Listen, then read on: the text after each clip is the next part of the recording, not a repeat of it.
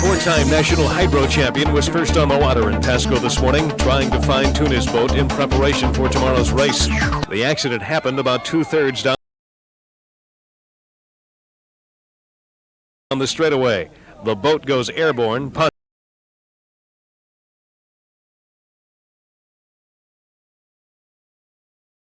The four-time national hydro champion was first on the water in Pasco this morning, trying to fine-tune his boat in preparation for tomorrow's race. The accident happened about two-thirds down the straightaway. The boat goes airborne, possibly from a gust of wind, and much like the way the Squire boat flipped in Seattle. Chenoweth let up on the throttle, but too late, as the boat crashes onto its left sponson.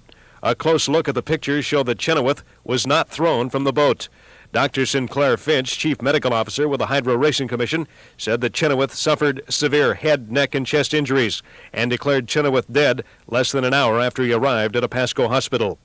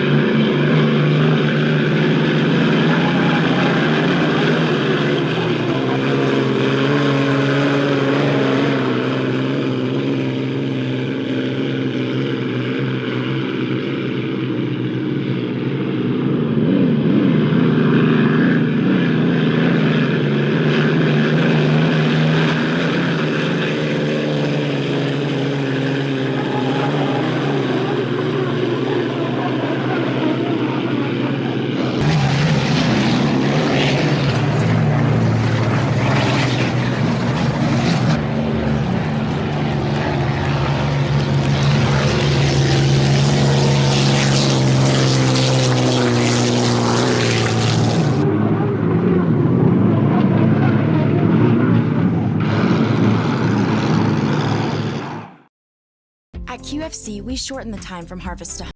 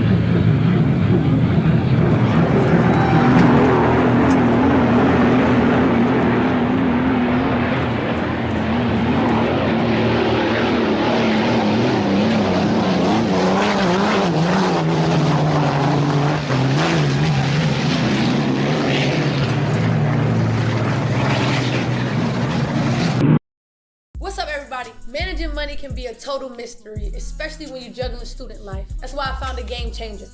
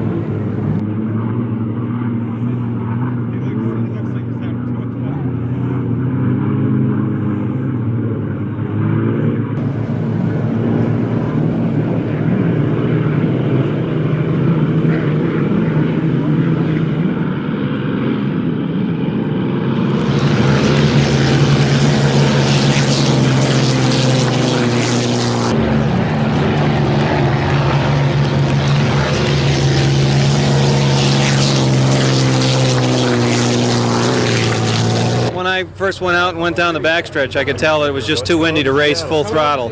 I could only run safely about 135 miles an hour, and these boats are capable of running 165 to 175. The boat was getting extremely loose even at 135 miles an hour. The additional headwind, 35, 40 mile an hour gusts that we were encountering were just causing the boat to lift off at 30 mile an hour sooner. So you got to really realize that as a driver and race against the elements and race your own boat and not try and race the guy when the conditions are like they are. I like to call luck when preparation meets opportunity, and our crew prepared our boat, the opportunity arose, we took the victory, and we're just tickled to death about that. I certainly would like to run with the Atlas and the Pan Pac. They're two real strong running boats, but they obviously had some problems getting the boat started. I don't know what that was, but we're just pleased to be here in Tri-Cities and winning the Columbia Cup. I've had good ones and I've had bad ones, and this one will go down as a bad one. And I'm just very thankful that I was here and allowed to compete at all. It was a tough break for us. All of the guys on the team, take their hat off to the guys on the Squire crew. They ran all three heats, ran well all three heats, and won the boat race. And that's as much a part of racing, the consistency as going fast.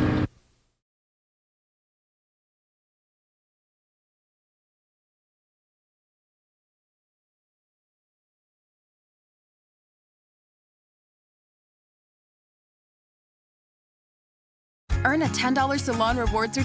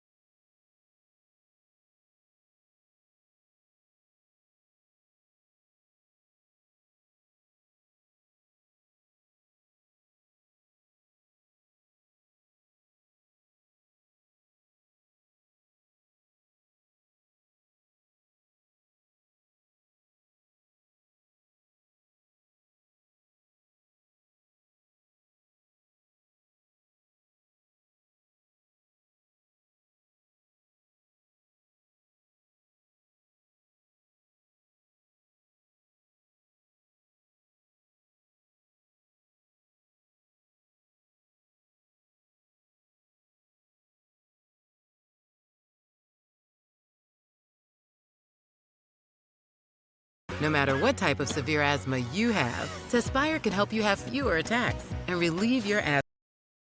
Here you are, you step into a boat that you hadn't driven before.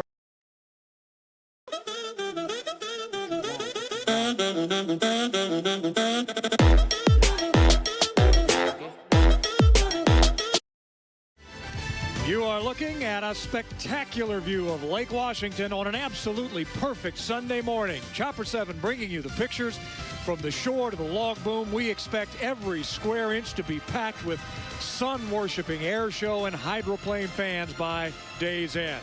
And this is what they've come to see. Boat racing's boys of summer are back. The Thunderboats have returned to Seattle and to Seafair. First on the water this morning, Miss M-Corps practicing for a long day of competition. And the team to beat, well, after yesterday's running of heats 1A and 1B, you'd certainly have to say that boat, the big red beer wagon, the Miss Bud, is the favorite today. Dave Villwock had a pretty easy time of it. The question is, what will the waters of Lake Washington hold today? And that's always a very good question on Seafair Sunday. And good morning to all of you. Welcome to KIRO 7's day-long coverage, live coverage of the Chevrolet Cup at Seafair. For the 54th year, the boats have returned here to Lake Washington. And as long as boats, hydroplane fans, and all the rest have been coming here, there have certainly been controversy. There have been surprises. There have been a couple of very close calls, and even worse. And there's also, at the end of the day, one person who is standing on the victory platform holding the Chevrolet Cup, signifying the winner in this year's big Seafair regatta. Should be a great day of boat racing. It is not without controversy. It is not without its beautiful sunny weather, but there is one thing hanging over all of us right now and blowing through all of us who are follically challenged, and that is the wind, and it is quite a breeze that's blowing. My partner up here in the pit tower for so many years, Chip Hanauer. Chip, I don't know that I felt this much wind this early in the day. No, and as a race driver, there was really nothing I feared except one thing, and that's the wind. I didn't fear the competition or, you know, the race cars. Wind is the thing that they all fear. And as I talked to the drivers this morning, the biggest thing on their mind is the wind and its unpredictability.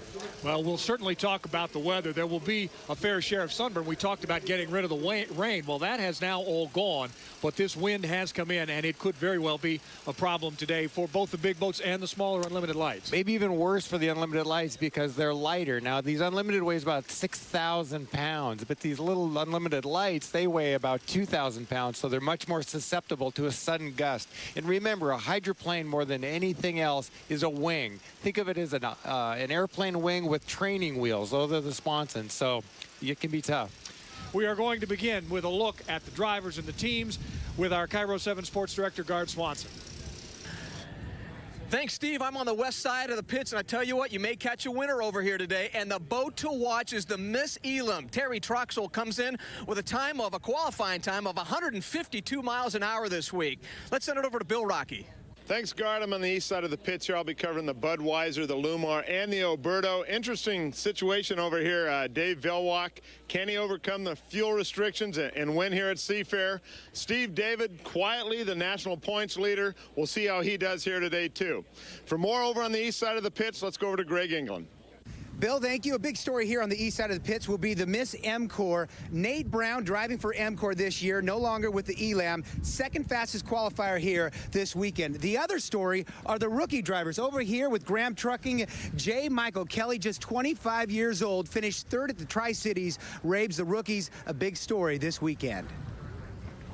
Greg England, guys in the pits, thanks very much. But our story doesn't end in the pits. We also have reporters along the shoreline and out on the log boom, and certainly at the start-finish line where the stories really are told from our legendary play-by-play man, the voice of unlimited hydroplane racing, Mike Fitzsimmons. Mike, your thoughts this morning? Good morning, Steve. Well, the wind has died down out here just a little bit over what it was about a half hour ago. We've got maybe 15 mile an hour steady and maybe 20, 25 for a few gusts, but it is going to be a factor. It's out of the north, which means as the boats come out of the lower corner for the first time, and especially the outside guy as he faces that wind for the first time after a rooster tail of protection, he's going to be in some trouble. And as they enter that the first buoy of the upper turn by the bridge, that's also going to be a vulnerable point until the wind changes or shifts later in the day. So it's going to be a tricky race around this race course today. All right, Mike, we have another racing legend join us, and this man never piloted a boat, but he's been there and been here for an awful lot of the great hydroplane racing, deck-to-deck racing over the years. I'm talking about Pat O'Day, who joins us again here, our newest member of the KIRO 7 broadcast team, and it only took him 38 years to get here. Pat? Well, Steve, this day, it's a pleasure to be on these sacred shores again to describe all the action, and this Sunday really reeks of significance. Not only the controversy, but the final voyage of the mighty Budweiser around these waters. And you got to have a lump in your throat but a smile on your face as you think of the bombastically beautiful Bernie Little and all the red rockets he's brought here over the years. And as we look into the future, there are no endings, there's only new beginnings. And this sport is more powerful than any one sponsor, one boat, or one driver. And delighted to be a part of that new beginning here today. And we have much more yet to do this morning. We have heats 1A and 1B. They were run yesterday. We will show them to you in their entirety coming up in a few moments. Also, the driver of this boat just won racing's biggest prize. Nate Brown comes to Seattle as the Gold Cup champ. We'll talk with him. And this year we have names like J. Michael Kelly, who will drive the Graham Trucking today. Also a number of new drivers. We'll meet them ahead as we count down to the Chevrolet Cup on the Subway Startup Show. Be right back.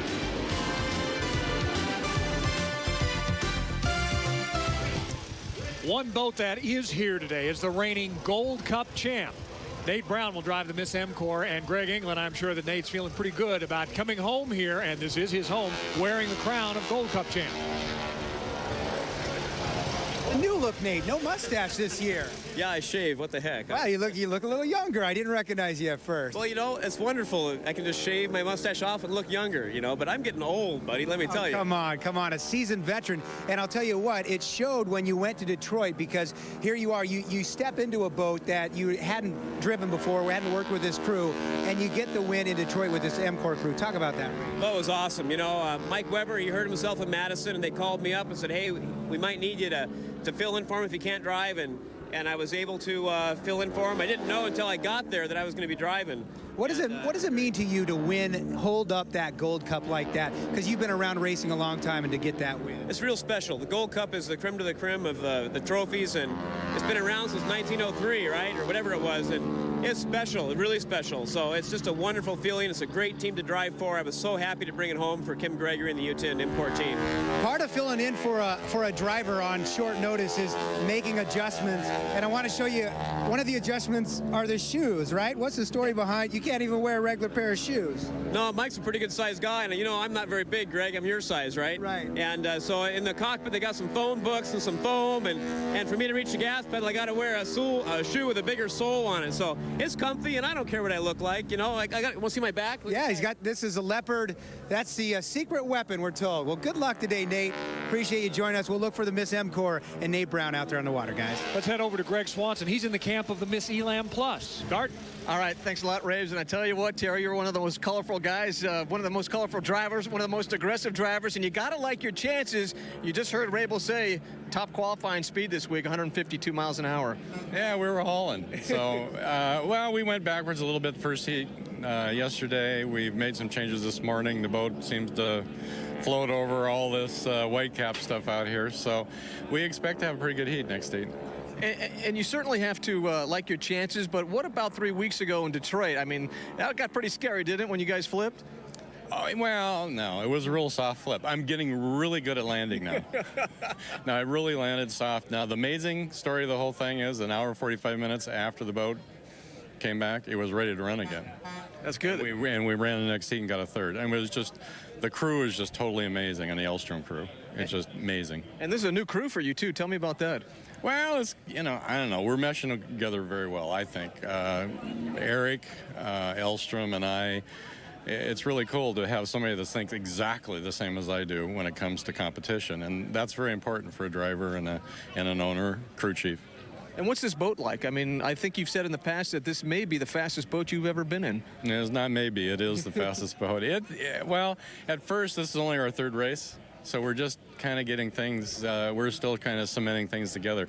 But right now it's exactly the way I want it. And it's taken this long to get it there. And they've done everything they could, bent over backwards to do that for me. And the boat is just totally fast. I mean, it's scary fast sometimes. You're ready to go. The boat's ready to go. You certainly have to like your chances. You picking a win today? Yeah, well, you know, I think there's 5 boats here that can win. And I think you got to fight every single one of them. I think the preliminary heats are going to be good heats, but the final heat is going to be a barn burner. All right, good luck. All righty, thanks. Whoa! Yes? How do you sleep at night? On a mattress from Mattress Firm. I sleep. At the Memorial Day sale, save up to $800 on Stearns & Foster and get a $300 gift. Get matched at Mattress Firm. Sleep at night.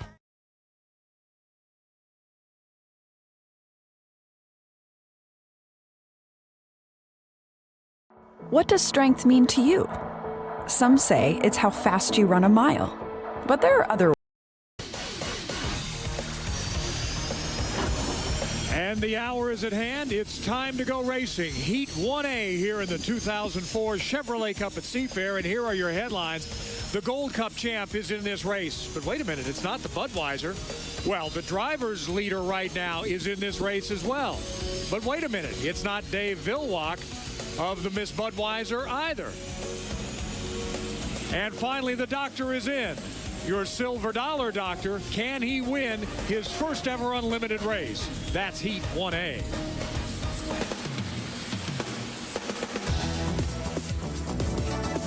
So let's take a look at these boats getting ready for Heat 1A here on the waters of Lake Washington. The Old Boy Alberto, the silver dollar boat piloted by Dr. Ken Muscatel. Steve Hook's in the Beacon Plumbing boat, Miss M-Corps, with Nate Brown at the controls, and Greg Hopp piloting the U100 Toyota of Kirkland. We check the waters of the lake, clear as glass. The boat's scoring up. A little more than 3.5 to go. These pictures from Chopper 7. Let's talk about the drivers. Let's talk about the boat team, starting with Alberto and Steve David, the enviable position of being the points leader, Chip. It is enviable, but the problem is he, being the points leader, has got to make sure not only that he gets some points, but he comes out of this race, this heat clean, make sure everything's not broken and ready to go for the... Bill Rocky in the pits, a little bit of pressure on Steve David. That's right. He's kind of my dark horse for this race. He's kind of sitting back there with that national points lead right now. Nobody really talking about him. He told me before the race, right before he got in the boat, that they've got a totally new setup. Trying to see how that'll go here on Lake Washington, and they're going to learn a lot in this first heat. Let's take a look at this casino boat piloted by Dr. Ken Muscatel. And Mike, it'd be nice to see Dr. Ken get a win. It would indeed be nice to see him do that. He broke a gearbox over in Tri-Cities, which interrupted perhaps his best racing day in recent years. The boat, I think, is prepared well, and Ken, I think, is a lot more confident on Lake Washington than he's been in a long time. He may be able to put it together here.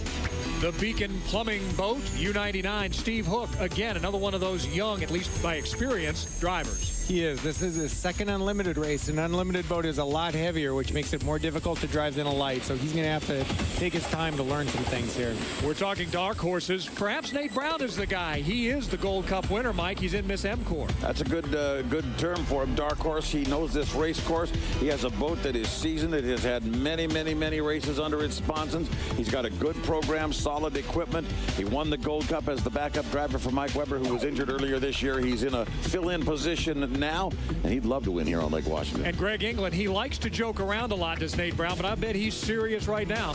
He is pretty serious, because keep in mind, guys, he has the most experience of all the drivers in this heat. In fact, he's with some guys that don't have that much experience, so that's something to keep in mind. But Nate adjusting to his new team, just his second race with this crew, so he's adjusting to them, but still very confident. And the final boat in this race, the Toyota of Kirkland, Greg Hopp at the controls. Greg Hopp is someone that substituted for me back in '99. It looked like he was going to be a star, but he's really kind of fallen on hard times. He needs to turn his career around, and here would be a great place to start. Well, let's see, as they're scoring up now here on the lake, we'll talk about, since this is the first heat, how these drivers end up in their lanes. Mike, tell us. Well, they're already up a little bit too early, but they're going to fight for their lanes, and they haven't done a whole lot of fighting, to be perfectly honest with you. Ken Muscatel trying to creep to the inside, as is Greg Hopp. Following up the rear is Steve Hook, who will start an assigned lane number 5 in this race. The referee Rick Sandstrom has said he wants the rookies to stay to the outside for the first heat at least until he gets a chance to have a look at them. Mike, let me jump in real quick. I want to get Pat O'Day's comment as they come to the head of the straight up there. Just going to say none of these drivers were even born the last time there was a heat of racing on this lake on a Saturday. That was 1954. This is 2004, and here they come. Boats are in the arc, as I say. They're a bit on the early side, Chip. We've seen this happen before. There's a short run to the start-finish line from that north turn, and sometimes the drivers get thrown off. Very early, and there's a rule that says you can't go off a plane, and some of these guys are very close to being off a plane right now. Greg Hopp looking pretty good right now in the 2 lane. It looks like Muscatel will be on the inside, and Nate Brown in lane 3 and lane 4, and Steve David on the outside. Cole, he's my miracle child. So how does your miracle child get cancer? How does that happen? It's the rookie, Steve Hook. Here they come to the line. It's like a legal start. Boy, you saw some converging lines here. You saw the guys on the outside pinching the guys on the inside. That can lead to trouble. Into the traffic now, down into that first corner. Lots of rooster tails, a whole lot of spray coming out first. It's Greg Hopp.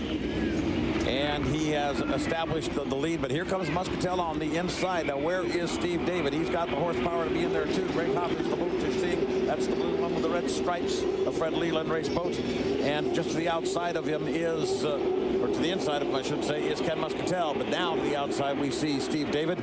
Finally, he started to show up in the front row. We have some problems with the M-Core. Nate Brown has already gone dead in the water. We just saw a buoy get hit by Ken Muscatel, and that's really that's going to give him a lap penalty. It will indeed. The question is, was he pushed into it, or did he just snag it himself? Across the line first for the first lap around, it is Greg Hopp. Second place, Steve David, and here comes the rookie Steve Hook on the outside, trying to reel in the old boy Oberto at this point. Through the lower corner for the second time now. Once again, Greg Hopp off the turn. He is in command at the moment in the Miss Beacon Hill Plumbing. Well, that's the Steve Hook boat. Greg Hopp is driving the Toyota of Kirkland, and he has the lead up front of the red, white, blue stripe Pro. Interestingly enough, to see Steve Hook staying right up there with him, Jim. I tell you, he's doing a great job. You know, again, these boats are heavy. They feel completely different than the lights boat that he's used to. But we got a heck of a race here for first. We sure do. On the outside, Steve David pinching in just a little bit now, trying to keep the horsepower, the RPMs high as he comes around, and he will overtake. He will overtake Greg Hopp as he comes down to in lap number 2. It is the old boy Oberto now out front by about 3 or 4 boat lengths. He is showing some great boat speed because he did this from the outside. You know, Greg Hopp did his job as a driver. He had the inside. You saw him go around that exit buoy on the south turn, the north turn, did an amazing job, but there's just too much boat speed in that Oberto. There's nothing he can do about it. Greg Hopp could not hold his corner as he came through the lower side this time and came out through the rooster tail, and he lost position to third now as Steve Hook overtook him. He swallowed a lot of water, and it slowed it down, almost put the fire out, but now Steve Hook has second place as he goes chasing down the back chute. Well, it goes to what we said earlier in the day, you know, that these rookies, it's a great crop of rookies, and they're really showing themselves here, and he's doing a great job showing what he's capable of. Certainly is, and Greg Hopp doesn't want to let him go. He got watered down and caused him to lose position, but he's trying to gain it back right now. Head checker flag is out for the old boy Oberto. Steve David would win it. Now the question is, who will be in second place? Looks like the more horsepower goes to Steve Hook. It's going to be close. The rookie, the Miss Beacon Plumbing, is the second place boat. Wow, now those are stable mates, so Fred Leland has got a lot to be proud of here. He brought 2 boats in, second and third, very close. That's a lot to be proud of. There's one thing we need to take a look at. And not only get them prepared, but get them prepared to the point that they can finish first and second and bring rookie drivers. So here are your unofficial results now for Heat 1A. And as you take a look at those, we'll head down to the presentation stage for the presentation of awards to the winner of Heat 1A. And time to go racing again with Heat 1B. And here are your headlines. The Big Red Boat on its final tour of duty on the Unlimited Circuit. The Budweiser's in this one. Your fastest qualifier as well will be competing with Dave Villwock and the Big Red Boat. That's the Miss Elam, the fastest qualifier here on the waters of Seattle. And finally, some young drivers trying to make a name for themselves in the Unlimited Circuit. It's all a part of Heat 1B.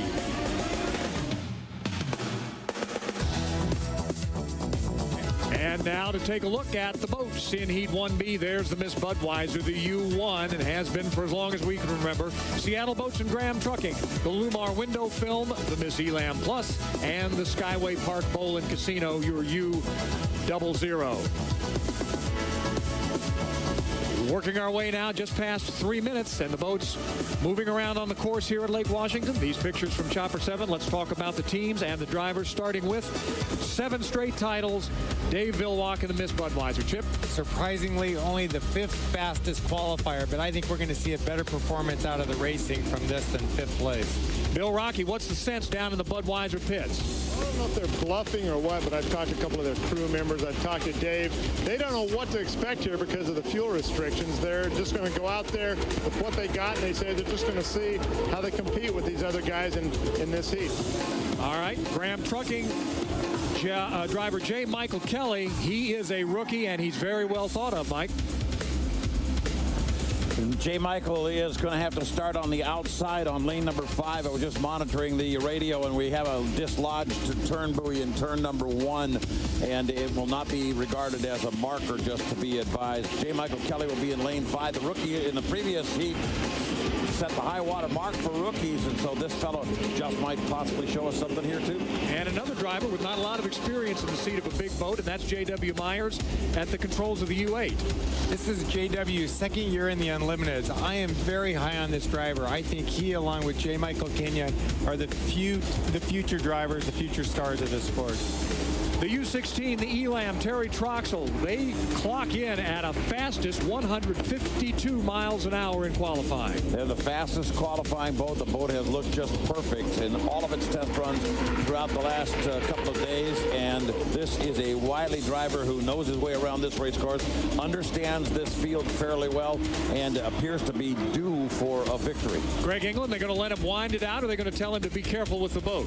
I think they're going to let him go here. You know, I asked Terry if this is the fastest boat he's ever driven, and he said yes, by far. So he pointed out that it's more about how he handles it than the boat and how he competes against a guy like Dave Villwock in the Bud. And finally, the Skyway Park Bowl and Casino, Doug Brow at the controls, son of a legend. Speaking of legends, Pat O'Day, your thoughts? A race course surrounded by fans, and Seafair's gamble paid off. A huge crowd here on Saturday afternoon, and a Chevrolet Cup at Seafair reeking of hydro significance as the Miss Budweiser's making one of her final voyages around this course, around these blue waters, and Dave Villwock hopes to put an exclamation point on a 40-year dynasty in racing that may never be equaled in motorsports.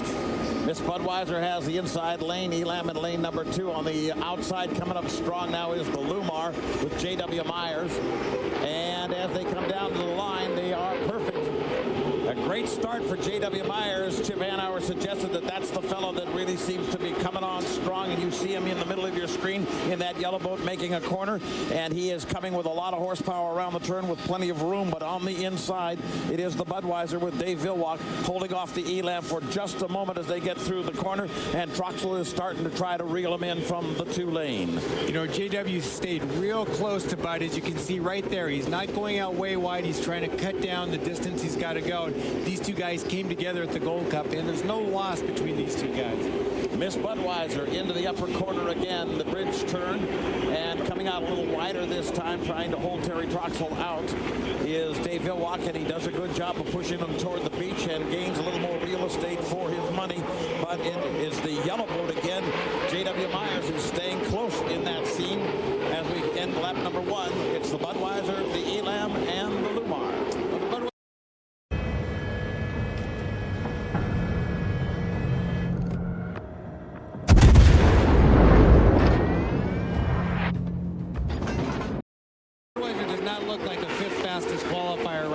But more than that, Dave did everything he needs to do as a driver. He was on the inside of the boats that he needed to beat, and he was right there at the start line. So it's pretty hard to go around the outside of the Miss Budweiser. Bud off the corner again now, and out front, the Rooster Tail lead over Terry Troxel in the Miss Elam Plus. You got a battle going on now for 3rd place as Doug Brow has stuck his nose into it and is trying to catch the Lumar. Doug has has the inside lane advantage. We go back into the corner, and the Budweiser takes a wild roll up there off the apex. Remember, the entrance pin to that buoy is, the entrance buoy rather, to that turn is not in its proper position, and it is disregardable. You know, you gotta hand it to the Budweiser. They've been given less fuel per minute than the other boats, but look at the performance, and that's really due to the great technology of efficiency. They're getting every bit of fuel through that motor that they've been given legally, and look how fast the boat's going. And the Budweiser has a commanding lead now, a couple of rooster tails, and it appears that Terry Troxel of the Elam is willing to leave it that way and just sort of wait and see if anything else happens. A couple more laps to go. Oh, the U2 gets very, very wild. The Seattle boat presents Graham Trucking with the rookie J. Michael Kelly that's got real wild on the front straightaway, but he's settled back down to get into the corner. And, you know, I think you better keep your eye on J.W. Myers, because he's sneaking up on Terry Troxel, and he got on the inside of Terry, and that's pretty hard to do. So, you know, you got Budweiser right now in front with a big lead, but I think you're going to see J.W. Myers stick his nose in there for a second. But right now, it's the Budweiser out front. And he had to back off just a little bit on the corner. Troxel caught him in the mirrors and realized he was there. Budweiser across the line now, still out front by a country mile now. Second, it is the Elam Plus behind him. It is J.W. Myers and the Lumar trying to figure out a way to catch the big orange. J.W. Myers got that boat way up in the air, and now he's thought better of it. In fact, he got so far up in the air, now the engine's backing down. And what happens is when you get the boat up in the air, you back out of the throttle. Sometimes you come out so far, the engine cycles all the way back to idle. And I think that's what's happened to J.W. Myers. Exactly what happened to him. Doug Brow taking advantage of it, got around the side of him, and is now in third position. And coming around also is J. Michael Kelly trying to overcome the Lumar. He might not be able to do so because Lumar has got some speed back again. But as we come out of the upper corner, we have a checkered flag flying, and that is not an unusual sight on Lake Washington in the last 41 years. As the Miss Budweiser comes down to take heat 1B. You know, one thing the rookies, and I'm going to throw J.W. Myers in there because this is only a second year, have to learn is when to be aggressive. This is the first heat of the weekend. There's really very little at stake here. He did some great moves to come from far back, but, you know, now's not a time to make a big gamble like that. You know, if you want to root for the boats territorially, the winner was Auburn. And it's time to go racing with Heat 2A. And here are the headlines we'll be watching for. The first heat, which was run yesterday, a penalty. We'll see how that affects the Oberto team today. How will they drive knowing they were penalized yesterday? How about rookie speed? We've got some young drivers and some boats that can go pretty fast. Can they keep them on the water? And talk about fast. Here was your fastest qualifier from Friday, the Miss Elam Plus. But is it fast enough? That's Heat 2A.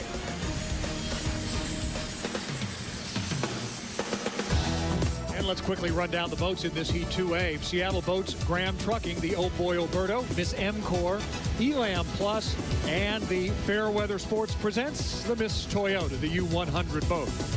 Taking a look at the course now. Remember, those heats 1A and 1B were run yesterday. We showed them to you on tape.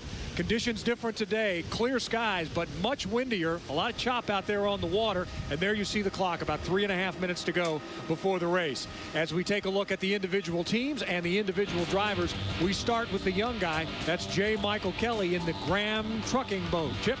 I would just like him to get some seat time. Try not to be a hero. Let's just get to the final for J. Michael. The Old Boy Oberto boat, that's piloted by the veteran Steve David. He was penalized yesterday. Mike, will that be on his mind? It'll be on his mind. He was penalized, but at the same time, he was also out front. Don't forget that. Let's go to Bill Rocky in the pits with the Oberto team. What are they thinking down there, Bill? Exactly what you said, Steve David. He still wants to accumulate points. That's his goal. But one of their crew members said, we just got to stay out of trouble. They didn't do that in their first heat. And there's liable to be trouble, as we said. Look at the chop on that water out there. The U10 boat is Miss M-Corps, and there is Nate Brown. And he had some troubles yesterday as well, Chip. He did, and he won the Gold Cup, but he didn't get to cross the finish line first. I think he'd like to do that here. Greg England, you've been following Nate Brown the last couple of days. Again, relaxed? Absolutely. Although he is concerned about all this wind we're having, guys. Nate just told me he thinks if it keeps up, there will be some crashes today. He's hoping it's just not him. We hope there are no delays. At times they have done that as well when the wind picks up too much. Here is the U-16, the Miss Elam Plus. This was your fastest qualifier, Terry Troxel. He knows he's got a lot of speed in that boat, Mike. He didn't have it yesterday and couldn't beat the Budweiser. New combination on the big orange boat, and with the wind, that's a little questionable.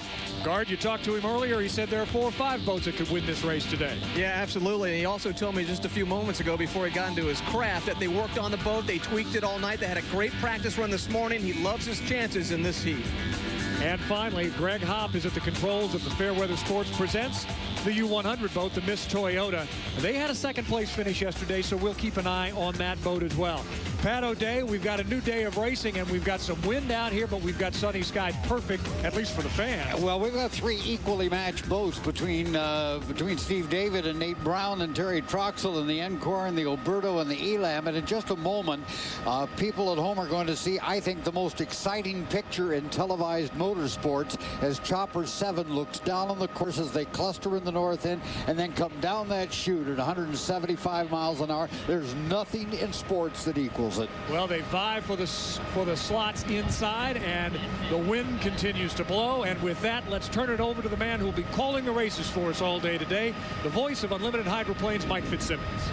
Steve, thank you very much. That wind was at the start-finish line. You were looking at that yellow flag, and Steve David, as you notice, look at the wake that he left. He snaked all over the place on this race course inside what they call the DMZ, demilitarized zone. Again, the boats are up here just a little bit on the early side, and Chip, this short run to the start-finish line, for some reason, the last couple, 3 years, especially when we're fighting for lanes, has been something of a confusion for our drivers. It has been, and if you look right now at the Oberto boat with Steve David, he's way early. Now, if that boat goes off a plane, he can get a penalty bid. He's as early as I've ever seen anybody at this start. He wanted the inside lane, and he thought the better of it because he knew if he was there, he'd virtually have to row the boat around the north turn, and that wasn't going to work for him. He's trying to come down. He's right there in the center left of your screen, and he just is not running very quickly right at the moment. The other boats are starting to throttle up a little bit. Perhaps the guy with the best position for the start is J. Michael Kelly on the 4th lane position. Inside, we're going to have the Fairweather Sports presents the Toyota of Kirkland, and then it's the Elam in a good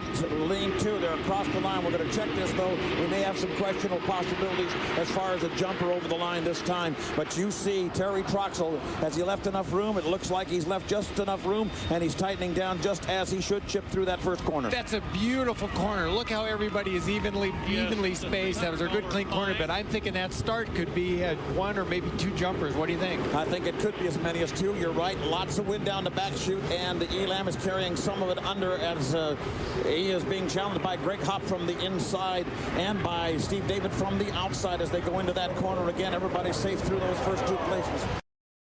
Say goodbye to old, costly cable TV once and for all.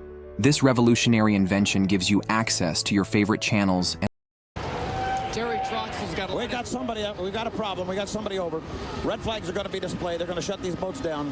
Who can you tell who it is, Mike? It's up in the corner there. It's the Emcor. It is Emcor. It is Emcor. That's Nate Brown. That's you know, he went over it. Right, what happened was he was up at the north corner. He's getting the wind right from the north, coming out of like right about the Mount Baker area, and it probably got under that right. And winning in a surprise, the Beacon boat, Heat 1A. What'll happen today? Coming up, Heat 2B. Let's give you the rundown of the boats now in Heat 2B. There's the Budweiser boat, the U1, the Lumar window film, the Silver Dollar Casino, Miss Rock, Miss Beacon Plumbing, and the U00 Skyway Park Bowl and Casino. Dave Villwock, champion many times over here in Seattle, Chip. Well, Dave, like the other drivers, after what they just saw, I think that's a big reminder too. This is an elimination heat. I'm just going to get through it. I don't think we're going to see any heroics from Dave Villwock today. Bill Rocky is following the Bud in the pits. Any special instructions to the pilot down there, Bill?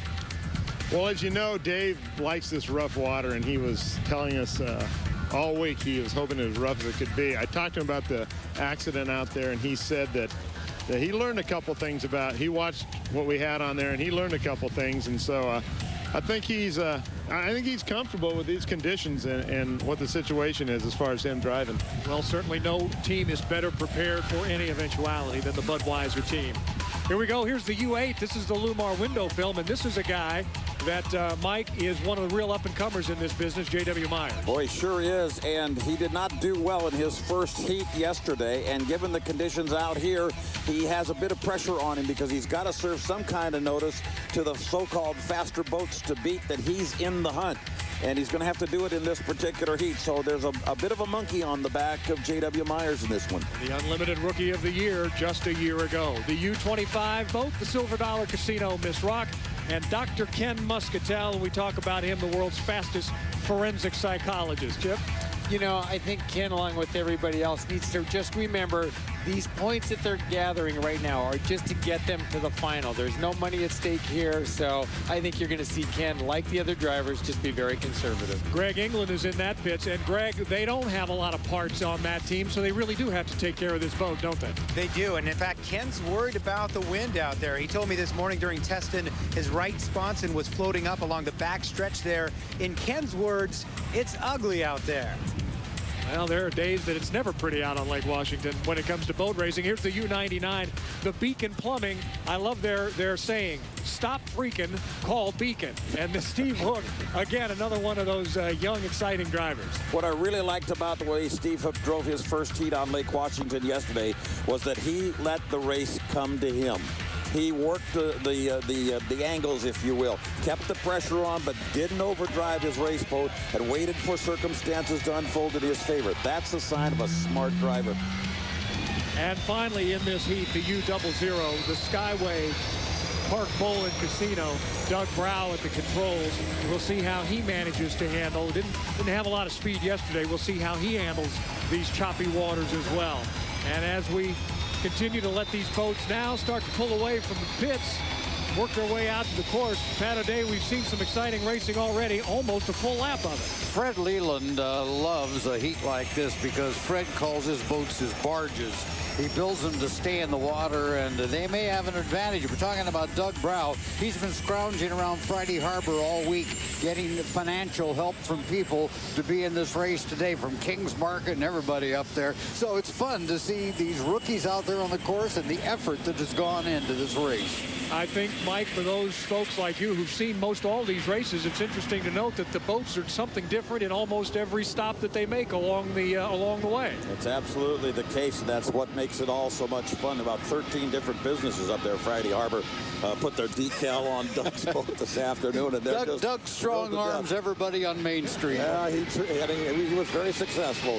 Well, anyway, let's now watch as we have a little bit of time to see this unfold. This is the dicing time.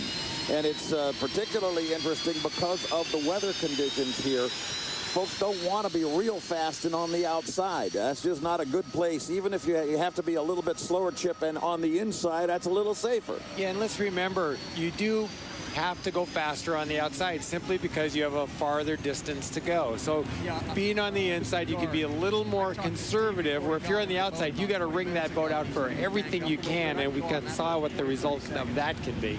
And so that means that as we watch the second year of the sophomore driver, J.W. Myers, who has so much promise, as he's got boat speed to burn with this boat and has had in the past and has demonstrated some real strength as a shoe out there. He's going to be watching Dave Villwalk, and Dave is moving up to the upper half of the race course right now, and right away you see J.W. there making his way up to join Dave Villwalk. I think he's going to keep an eye on Dave. In fact, right now, he's gone to the inside of the course to try to keep Dave outside of him.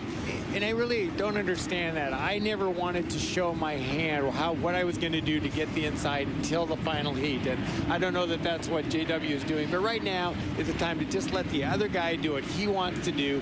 Find a lane that comes to you. Don't force an issue. Just take a lane that's open, get the points, get into the final, and then throw everything you have at them. Now they're scrambling in the infield right now, and they played a little guessing game with each other, and watch them if we have the camera on them, as Villwalk's still trying for that #1 slot, and JW wants to get inside him. I don't know if he's going to be able to or not. But let me tell you a little story. These guys tried this over in Tri-Cities, and Dave Villwalk gave JW a schooling. and JW didn't forget it. And he's going to still think, now he's going to make a left turn, I think, down here and try to get inside Dave, who may go all the way around the buoys. They're in the DMZ, so they'll all have to go around now. What you just saw there was Jack Brow dead in the water there. He went down about 30 seconds ago. I didn't see anybody near him. It must be just a mechanical failure. Yeah, he's in the infield, and he's off the field of play, so to speak, although the wind is a factor and could push him into the course. But he's inside at the moment, and the officials are aware that he's there, and they're going to watch him carefully. Well, now the boats are actually in not a bad position at all, Chip, as they make their back chute run down to the last arc for the start. Right. What you want to do is you want to be coming out of the south turn at about 1 minute. And you're right, Mike. They're right at 1 minute. They want to be heading into the north turn, the entrance of the north turn at right around 30 seconds. And I think they're right on schedule for that. And you'll notice that Muscatel has decided he wants the inside lane again. As you remarked yesterday, Muscatel doesn't usually do that. He's got confidence in this boat, but he also knows about that wind, and it was picking up his sponson. So he's thinking, hey, I'm going to try to get a fast start here and to get out of trouble as quickly as possible. I'm beginning to think Ken Muscatel needs a psychologist because he's driving more aggressively than I've ever seen him. He needs therapy, that man. Right away, he is, and this is a sign. I'll tell you, over at Tri-Cities, he looked really, really strong, and then he had a gearbox problem, and he was out of it. And unfortunately, that robbed him of what could have been a great day. He's got a good arc there, and his timing is good. It's going to be a good start. I think it is. Got some speed out on the outside now. It's going to be Steve Hook in that Beacon Hill Plumbing where he must start because of the rules. Muscatel on the inside.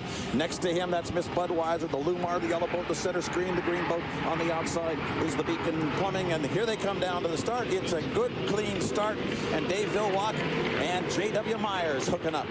You know, that's the way a start should be done. They got to the boat instead of crawling up there with no speed. These guys got on the throttles early. They hit the boat line or the starting line with a lot of boat speed, and that's the way a start's supposed to be. Okay, everybody got through that corner without getting winded too badly, but the Budweiser did get some air under it, and Dave Villwock up the back chute. Look at Muscatel on the inside also. He's in there as well on the inside of the Budweiser, and JW is working him from the outside. We got a good boat race going in this upper corner. We do, and you know what's been interesting is Dave Villwock seems to be getting the inside whenever he wants it. He did it yesterday. He was in the second lane today. So these guys have got to find a way to move Dave to the outside if they're going to beat the Miss Budweiser. As I said yesterday, you don't beat the Budweiser from the outside. Budweiser, your leader, has come down to get the mark of the first lap at 137.680 miles an hour. Great battle between J.W. Myers and Ken Muscatel right now for second place. A great battle. The two of them are just neck and neck, and there's a wake between them. J.W. is going to pinch down just a little bit. There's a risk in doing that because he has to ride the slop from the Budweiser. I have never seen Ken Muscatel drive like this. He did it yesterday. He's doing it again today. This is a Ken Muscatel that I've never seen, and I have a feeling about Ken that maybe this is his last year, and I think he's really going to put a lot into it this year to make a statement. He's got a lot of air under the boat as he comes up that back chute at the present time. The Budweiser with a commanding lead, Muscatel and JW side by side. Great looking pictures from Cairo as you see those two boats just rocket into that north corner, and they are bouncing around on those waves. And oh, Dave, this looks great. And in the back of the pack, we have one Mr. Hook starting to reel him in. He's getting closer and closer, but you're right, Muscatel. Supercharge your swish with new Listerine Clinical Solutions.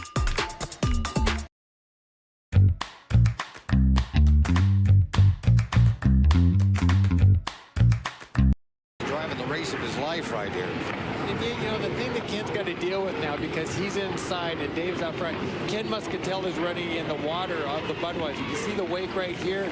Well, that's the water that Ken Muscatel has to run into that JW doesn't. See, JW now can go outside of that wake. Well, actually, he's running right. They're both getting inside of it. But again, I'm flabbergasted. I have never seen Ken Muscatel drive like this. He is driving well. He truly is. And on the outside, J.W. Myers, he is trying to keep him in the sights. J.W. has more boat speed down the back chute right now. As you see from the outside, he's got maybe a boat length lead, but the inside track, of course, the shorter way around the race course. Now J.W. is making a nice move. Oh, and Ken has struck a buoy. Ken has struck a buoy, but it does not look like he dislodged it. We'll see what happened with that. But J.W. pushed him inside just a little bit, and now we've got a great drag race for the start-finish line. You know, and the rule on that is you can touch a buoy, you can move a buoy, but you can't dislodge the buoy. If you hit the buoy such that it is no longer a course marker, then you're disqualified. But apparently he didn't hit it that hard. The buoy is all right, say the officials. Muscatel is still legal out there, and he's got a great battle going with J.W. Myers through that lower corner. Look at those two boats side by side. Out front, of course, Miss Budweiser on her way to another checkered flag. And here's Ken Muscatel putting the pedal to the metal. J.W. has got some boat speed, too, and he's not going to let that go by. Here he comes now. He draws alongside. What a great battle up into the north corner now. I'm just amazed. And Ken not only is driving well, but he looks like he's got a boat that's handling very well. And you can't drive aggressive unless you got a boat that'll take care of you. Boy, it's going to be close, Mike. What do you think? It is going to be close, and we'll see. Here's the checkered flag for Miss Budweiser. She'll take the win, but let's see if Ken Muscatel can hold off J.W. Myers. They are virtually side by side right now. Myers puts the foot down, and it looks like he'll nose out Ken Muscatel at the start-finish line by a couple of boat lengths. Wow, a really well done race by both drivers. They didn't interfere with each other. JW tightened it up on him. He made him, hold his arc. He didn't just give him the whole corner, but they both did a great job. The Budweiser, I don't know, they just don't look like a boat that qualified only fifth. I mean, they really look like they're running well, and they're going to be tough to beat. And as I said earlier, you're not going to beat the Budweiser running like this from the outside. These drivers, all of them, as a group, have got to figure out how to get Dave to the outside at the start. And when it comes to handling, no boat has looked better on the water, wind or no wind, than this Budweiser has in its last two outings yesterday and today. But the real action, of course, was for second. And J.W. Myers is, I know that Chip is high on him as well as I am. This is a good driver who's showing me some great moves in his sophomore year. You know, Steve Hook started to make a run on him, but the Lumar and Ken Muscatel were just running so hot and so fast, he finally decided to settle back and take that fourth place. And I think he had the power to catch him if he wanted to. That's just smart driving. This is a long Absolutely. race. Anything can happen. Let it come to you. The other thing you have to remember is Steve Hook won yesterday, so he had a lot of points. He doesn't need to really do all that much today because he got that first place yesterday. So what he needs is some, third, fourth place finishes. He's in the final. Well, that black Mitch. It's pretty rough, but it's pretty rough all over. The wind's blowing in from that side. It's going to lift that right sponson. So, but I don't know that the wind had anything to do with that accident. I think it was probably rooster tails and skid fins that looked technically on TV. All right, Dave, keep it going. Good day so far. Dave Velwacky's got 2 wins. And we're back to racing Heat 2A, actually the restart of Heat 2A, and it restarted because of the MCOR boat went over. Damaged, will not return. Nate Brown, though, is all right. The Alberto boat, the sausage boat, how will they do? They're a pretty fast boat today. Let's see if Steve David keeps that one on the water. And the Miss Elam is on track. The orange boat buckling in, ready to go racing in Heat 2A. And let's get right to the lineups. As you see, the boats are still scoring up with a little more than a minute to go. As we watch them come up, we have a number of wakes in that south turn they just left there that we're going to watch as they come in there for the first time under racing speed, because that flotilla of boats that has returned to the log boom has left some alien wakes in that area, and so there's a lot of chop down there in addition to that which was already there. And so we're going to have to be very, very careful about getting through that first turn, and I know it's going to be kind of quick down there, so we'll watch that and be sure they get through there all right. Right at the moment, again, they were just a tad to the early side, Chip. Colors came up a little too fast. But they've got it pretty much corrected. They're about 5 seconds early, but they can scrub that off. And it looks like Terry Troxel is going to be in lane 2. And the way that boat's running, I think that should be a great place for him to be. It will be Greg Hopp in lane number 1. It'll be Terry Troxel in lane number 2. It appears as they come around the arc. Steve David in the Oh Boy Alberto in lane number 3. And J. Michael Kelly on the outside in the Seattle boat presents Graham Trucking. They're coming to the line, and their timing is a little quick. They're going to have to back down just a little bit. Look at the rookie. Troxel may be too soon. Troxel may be too soon. We may have 3 of them too soon. I think our rookie might have just won himself a heat, because I think the first 3 boats are over, and our rookie, who I pointed out there on the far outside, J. Michael Kelly, might be the only legal boat. I think you're right, Chip. That appears to be the case indeed, and all 3 of those guys were just too quick. You know, we talked about earlier in the day that the veterans seem to be making mistakes, and the rookies seem to be shining bright, and here we go again. Now, this race basically is for second place from here on out because J. Michael Kelly knows he's been radioed, you're the legal guy, so you don't have to do any racing out here. Just don't let anybody go by you. They got 3/4 of a course to do that. And so that means that Terry Troxel, having made that mistake, is going to have to drive very, very quickly in order to stay out front and pick up second place points. Right behind him, Greg Hopp across the line at the end of lap number 1, and Steve David is third across the line. But there's our leader, J. Michael Kelly, and what he showed, so much poise because he had 3 guys inside of him. He had 3 guys way out in front of him, and most rookies would go, well, I must be wrong. Everybody else must be right. But he believed in himself. He stayed back, and right now he's going to win an unlimited hydroplane heated Seafair. And Chip, that's a famous sort of a move that the pros make on the rookies, try to get them to think that they'd forgotten to do something, and he didn't buy it, not for a second. And Troxel, unfortunately, tried to push him with it, so did Steve David, and they're both paying for it. Troxel out front physically, running second place, in fact, on the race course. He comes down after a first lap of 138.7 miles an hour. Let's see how he does on this one. He comes down at a little faster speed of 140.094, the fastest lap so far on Lake Washington this afternoon. And it's all for nothing, and that's what a driver brings. As a driver, you can have the fastest boat in the world, but if you don't use your head, if you don't think for yourself, it's all for nothing. And here's a young guy who grew up racing outboards here in Seattle in the Seattle Outboard Association, who at 25 years of age had enough poise to let the veterans step all over themselves, and he's going to win. Terry Troxel down the back chute, well out in front of everybody else, except that he's physically in second place, way behind the first place boat, which is J. Michael Kelly in the Seattle boat, presents Graham Trucking. Troxel, of course, trying to keep some distance from the other 2 boats. Right now, Stephen David in third and fourth. We've got a good battle in the north turn. Stephen David on the inside and Greg Hopp on the outside, but we just had the center buoy of the upper pin, the entrance buoy, rather, of the upper turn has been struck, and it appears Steve David was the guy who did it, so he may be incurring the wrath of the officials a second time here. I mean, let's think about this for a minute. We had Ken Muscatel, an old veteran, make a mistake. We've had Troxel make a couple of mistakes. We had Nate Brown go over, and the rookies are shining bright here and staying out of trouble. And in the final heat, you keep thinking like that, driving your own race, you could find yourself with a Chevrolet Cup real easy. One more lap to go now for the U2, the Graham Trucking.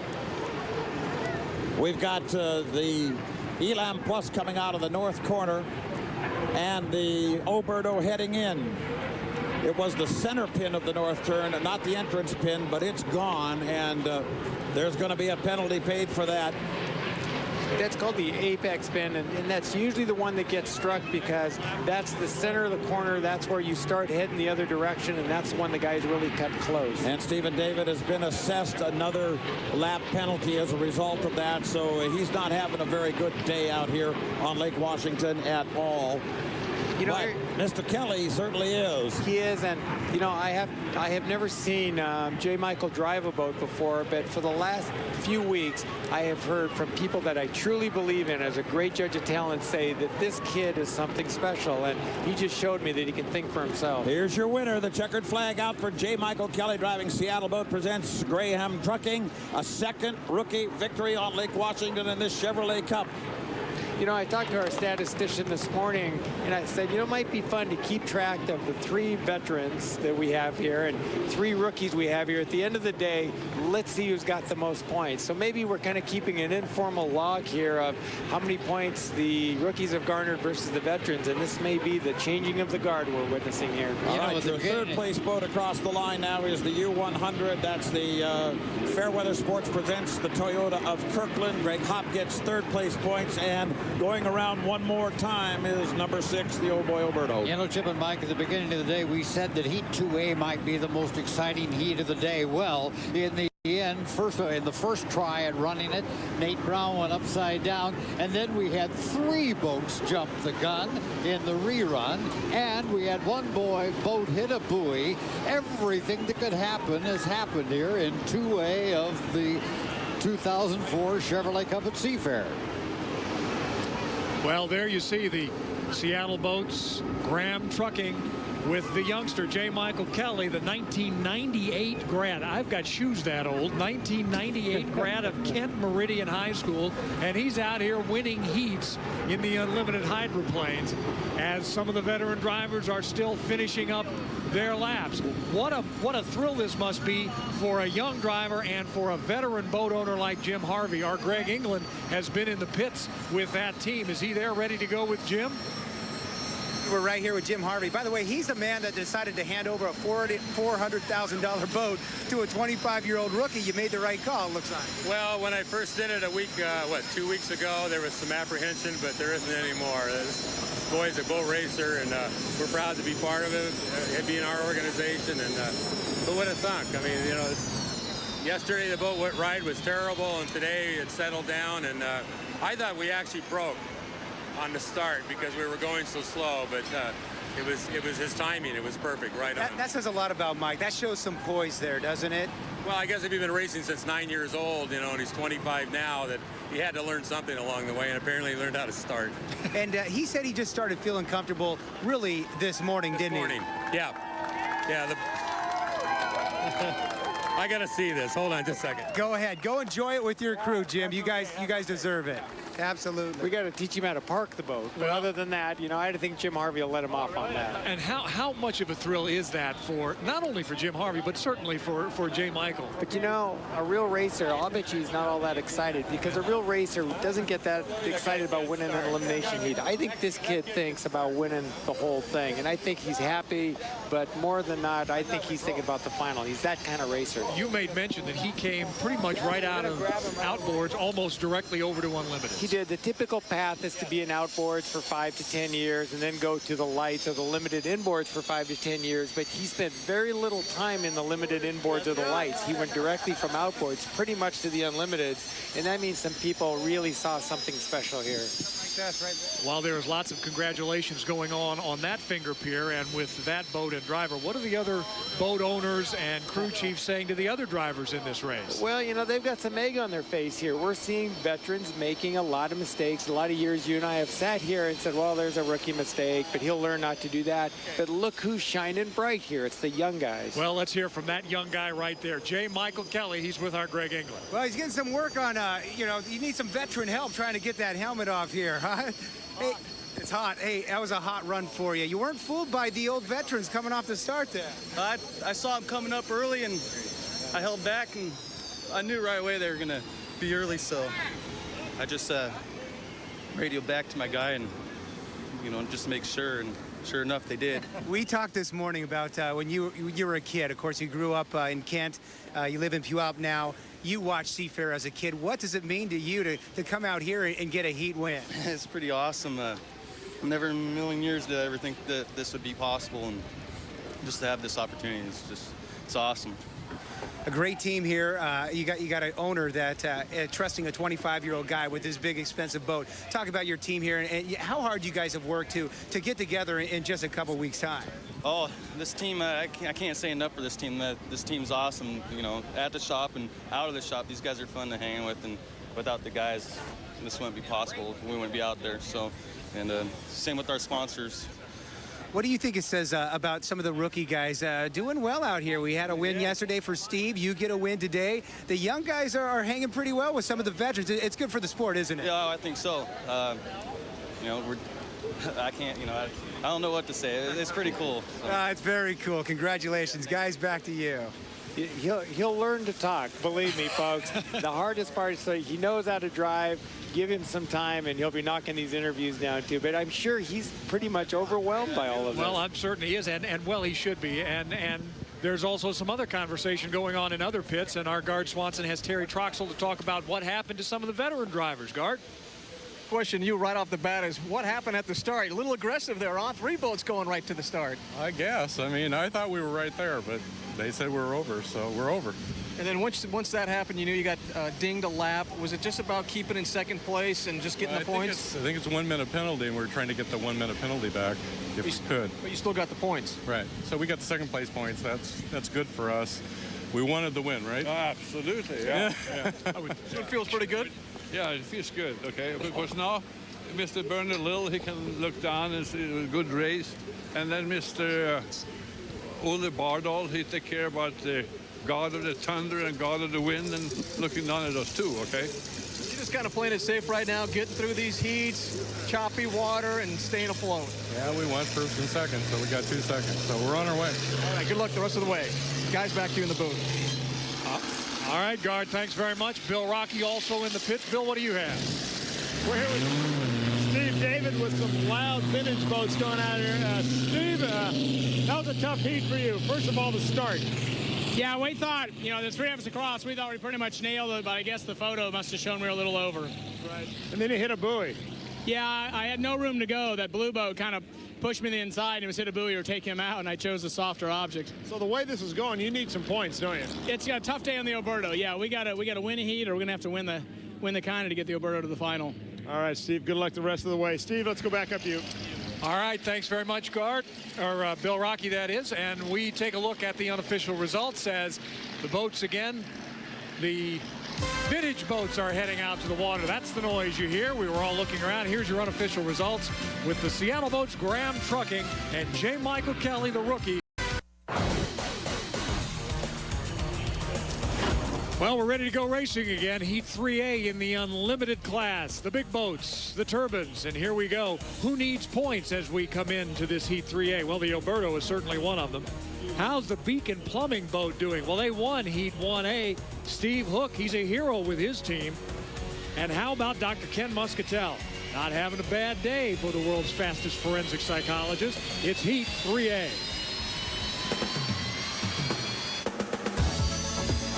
Well, here's your lineup for Heat 3A. The Skyway Park Bowl and Casino, Old Boy Oberto, Miss Beacon Plumbing, Silver Dollar Casino, Miss Rock, and the Lumar Window Film, the U8 boat.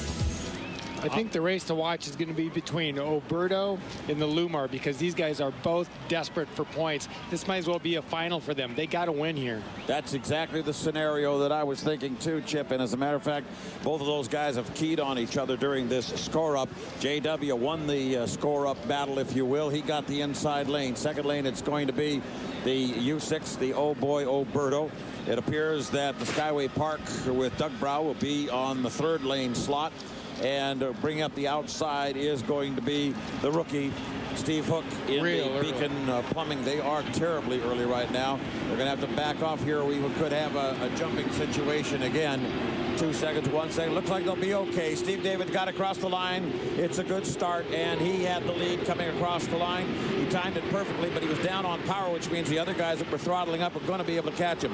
But he's in a very good position right here out in front. But look at J.W. Myers on the inside. He's gonna equalize it by the time they come out of that corner. And J.W. Myers is side by side now with the Old Boy Oberto. A great backstretch run now. J.W. getting a little loose flying that race boat. The water has calmed down considerably over what it was earlier today. So we've got a pretty good track out there right now for some fast racing. And J.W. Myers on the inside and the old codger, Steve David, and the Old Boy Oberto on the outside, the Madison boat from Madison, Indiana. Great corner by J.W. Myers. Beautiful turn.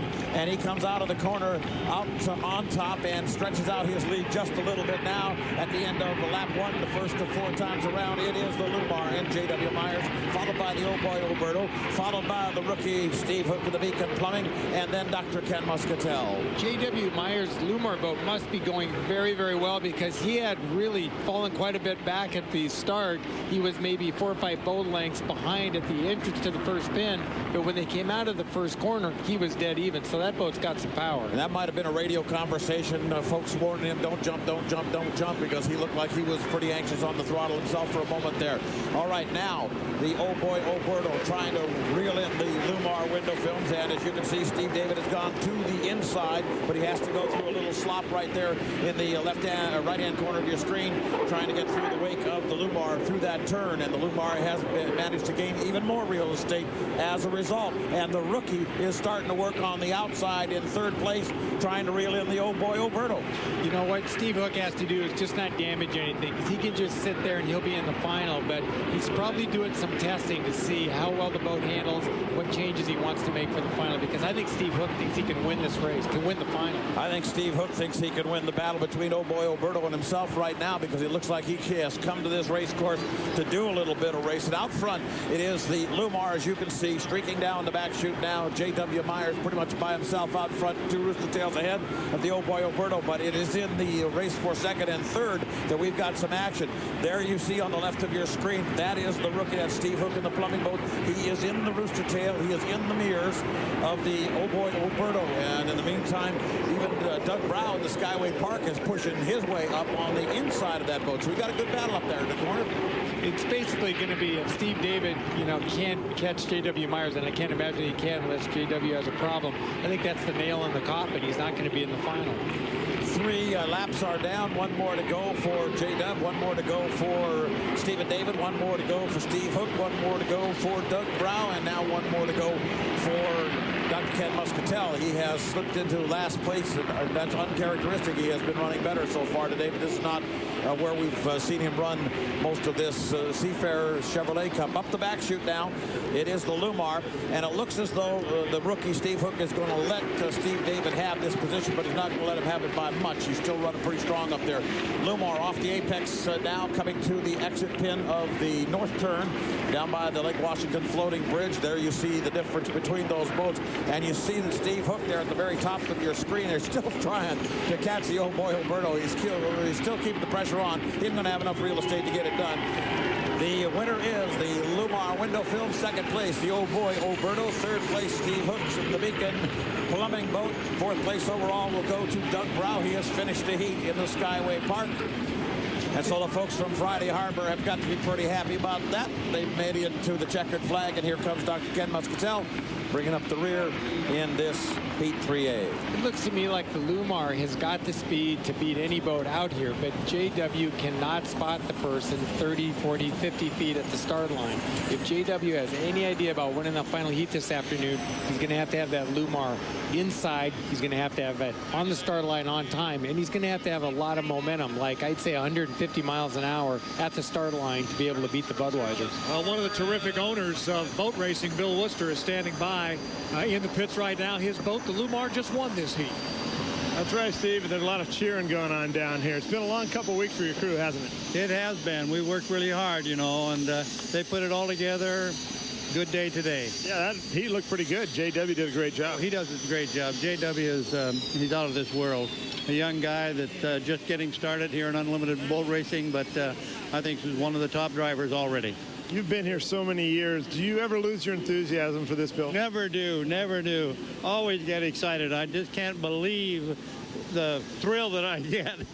It's going to go on forever. I'll be around a long time. It's a lot better when you win, too. It's a lot better when you win. You get, and this win is just the beginning. We got a long day here. Thanks a lot, Bill. One of the great owners, Steve, Bill Worcester. He is one of the very nice men, and it's nice now he's got himself a young buck driving that boat, and he could have that young man, J.W. Myers, driving for him for a while, don't you think, Chip? He can, and if you see a company like Lumar who sees a young driver like that, who they think they can build a marketing program around, who they can see obviously is a great race driver, they may be sweetening the sponsorship a little bit. So hopefully this is a team that's on the move forward. And we're looking for teams now to kind of fill the void that Anheuser-Busch is going to leave when they leave this sport at the end of the year. Well, and they will certainly leave a chasm, a huge hole in the sport where Bernie Little and company tread for so many years. However, there's still racing to be done by the Budweiser team yet today. In fact, they'll come up in Heat 3B in just a couple of moments. But right now, it's time for this team, the Lumar window film boat, to celebrate their win in Heat 3A. And J.W. Myers, the youngster, the Unlimited Light Rookie of the Year back in '99, and the Unlimited Hydroplane Rookie of the Year just a year ago, climbing out to the cheers of his teammates along the shoreline. He's another product of the Seattle Outboard Association. This local racing association that runs small outboards has produced some really great drivers. And he's in the pits right now. Go ahead. All right, JW, great win there. Thanks a lot, man. It's the U8 Lumar team. We're working on it. It's getting better and better. But the next heat, boy, I'd really like to win that. Okay, you had a little trouble in Tri-Cities, and your crew had to fix this thing the last couple weeks. How has it progressed through the whole week to this last heat? Well, the boys haven't got a lot of sleep, but we got it done. And if another event like that takes place, we stand a lot better chance of surviving such an incident. Can you win this whole thing? Well, I hope like hell, that's for sure. You know, the only thing, the big concern I have is that other Seattle Outboard guy down there, Jay Michael. He can hit some starts like nobody's business. I raced against him way too many times. It's kind of fun having you and him here driving Unlimiteds now as opposed to your younger years. Not that you're old. Yeah. Well, you know, we still race outboards together, and you know, that's where we gained most of our experience was, or almost all of our experience was racing outboards, and you know, it's just a lot bigger boat. All right, JW, great win. Smiles all over down here, Steve, for the Lumar group. Well, and that's exactly what you'd expect after a fine run like that. Our Gard Swanson is with Steve Hook also in the pits. Gard. Hey, Steve, you're not able to change lanes, but you have made yourself or qualified for the finals. Yeah, I think that puts us in there. I'll have to check with the crew, but I'm pretty sure we're in. Yeah, it was bumpy out there. I had to stick on the final. I'm still qualifying. Had to stick on the outside. So I think we have enough points to get the final now without running into Connie. But a short while ago, you told me that you guys changed props. You put on the Magic prop that you guys had some success in Tri-Cities, and it certainly worked out and panned out for you in this heat. Yeah, I like the way that prop runs. It sticks the nose down a little bit more, and that's nice in this bumpy water. Our prop guy, Steve, he knows what he's doing back there. I just take what he tells me. You're kind of cool. Boo-boo. What's up, boo-boo? Yeah, are you kind of quietly just kind of sneaking up on the guys? Because it shows a lot that you're stuck in lanes, but you can't make those lane changes, and you're still very competitive. Well, I'm qualifying. You know, I know how to race. We all do, all these guys, unlimited light and unlimited. You know, I know I could run on the inside. I want to run on the inside, but got to earn the respect of the officials and the other drivers, and just being patient, and my time will come. All right, go get them the rest of the afternoon. All right, thanks a lot. Yep. Very smart young man. He knows how to get to where he's going, and where he wants to end up is on the winner's platform before this day is over. Here are your unofficial results from Heat 3A. Lumar in first place, the Oh Boy Alberto second, the Miss Beacon Plumbing third, Steve Hook at the controls, Skyway Park Bowl and Casino, followed by Silver Dollar Casino and Miss Rock. And we're going to rock on with more racing yet to come, Heat 3B, and more air show. We're not done. We've got lots of Seafair yet to come. Don't go away. And let's go racing in Heat 3B. Here are the stories that we're following. The Elam boat needs points. They were the top qualifier. Let's see how they do out here in Heat 3B. The Budweiser, though, the big red beer machine, is cruising yet again. We'll see if they can handle the choppy water again on Lake Washington. And finally, the Graham Trucking boat, a great win for the rookie J. Michael Kelly in Heat 2A. This is Heat 3B. Here are your competitors in 3B. The Elam Plus, the Budweiser, Seattle Boats, Graham Trucking, and the Fairweather Sports presents the Toyota of Kirkland. Miss Budweiser is lagging back right now, waiting to see where the other guys go. It looks like it's going to be Greg Hopp in lane number 1. It looks like it'll be the Elam in 2, the Budweiser in lane number 3. On the outside, it will be the Seattle Boat presents Graham Trucking. And as they come to the line, looks like we're going to have a legal start. That was real close, real close. I think Terry might have really nailed the start there. Great job. J. Michael was definitely late, and you know, Budweiser really just needs to finish here. Either he nailed the start or he was a tick too soon. We'll see. Greg Hopp, meanwhile, on the inside has decided he wants to race with Terry Troxel. The Budweiser just letting them go, laying back, keeping the pressure on, but he isn't going to race him hard down this back chute. He knows Troxel is in a must-win situation as far as his psychic is concerned, and Budweiser doesn't have to really work this one this hard. But meanwhile, the Graham Trucking boat is in 4th position and staying up there with the rest of them. But as they come out of the corner, at this point, it is the Fairweather Sports presents Toyota of Kirkland, with Greg Hopp being passed, or behind rather, the Elam Plus, as it's Elam and Hopp, and then the Miss Budweiser in that order. This could turn into a speedy parade now, though. I don't think anybody wants to pressure anybody at this point. No, and I think one thing J. Michael is learning by being back there in the slop is you don't want to be late, because this is the kind of water you get to run in. When you have to run in the wakes of everybody else, that teaches you real quick to not be late at the start. The Elam delivering something of a message that they have a whole lot of boat speed. I think that's one of the things they had to try to tell the big red boat. We now know from the officials that the start was exactly wired by the Elam driver, Terry Troxel. He did not jump the gun, and he is well out front, and it was a beautiful start. start for him. You know the feeling when you have a start like that and it's not the final? You're happy you got a start like that, but you're like, darn, I hope I didn't waste it, you know, because sometimes you only got 1 or 2 of those kind of in you, and you want to have it for the final. He may be thinking like that, but he's going to have another one like that in the final. He's going to have the inside lane, too, I think, when we get to the final heat, if it's going to work out for the Big Orange boat. Meanwhile, Elam Plus out front, and Pat O'Day, it's a high-speed parade here. It is. They don't have the Elam pinned down on the water like they did earlier. He's riding real light in the front, and I guess that's the way he's going to go into the final. He's really got it flying. Yeah, it looks like the Budweiser's ride. I think you're right, Pat. I think they've really done a lot. It's very light on its feet. You see it dancing but not flying away. It's just nice and light. And when you see a boat light on its feet, that means it's using the horsepower to move the boat forward, not plow it through the water. So they're looking good. Speaking of the Budweiser, Dave Villwock has pulled up almost alongside of Greg Hopp now. I think he's just thinking about seeing if he can push it just a little bit. It looks like it's a pretty reasonable proposition because Greg's got big problems I think now. Greg going down. And he has lost it, so Budweiser slips into second place now. Kind of a bonus situation for Dave Villwock because he really didn't need those points, but he'll take them, of course.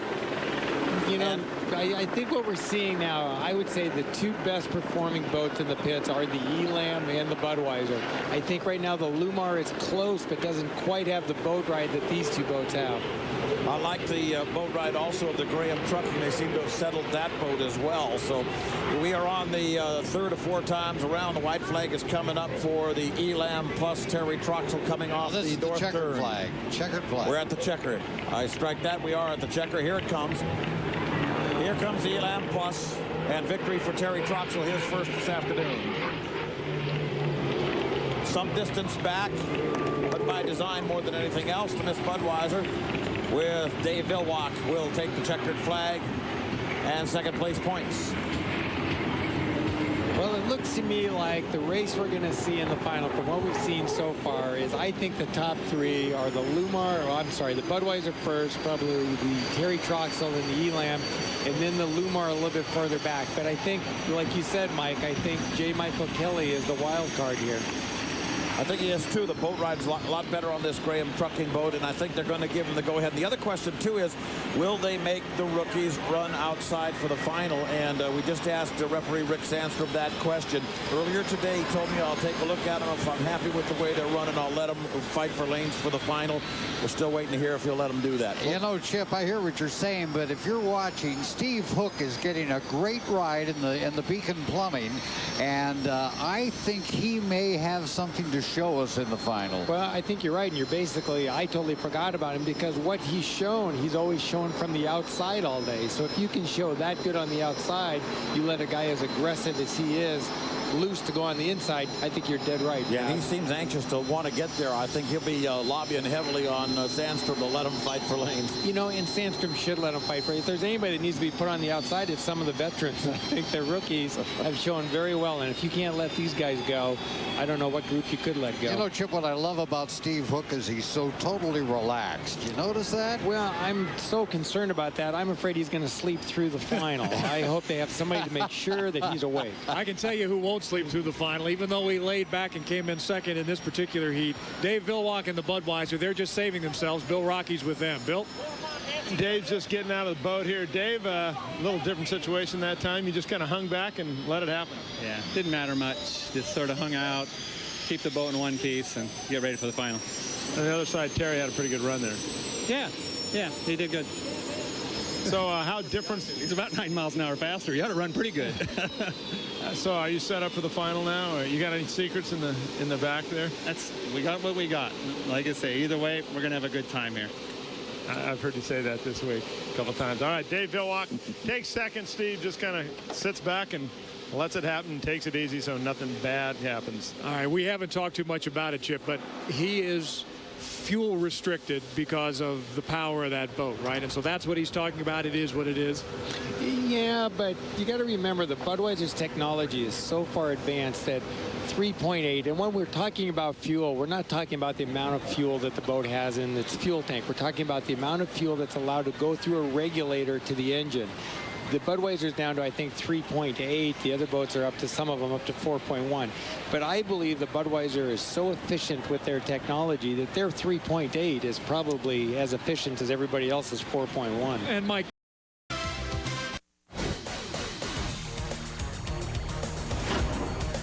And we're back to racing with the provisional heat here in the Chevrolet Cup at Seafair.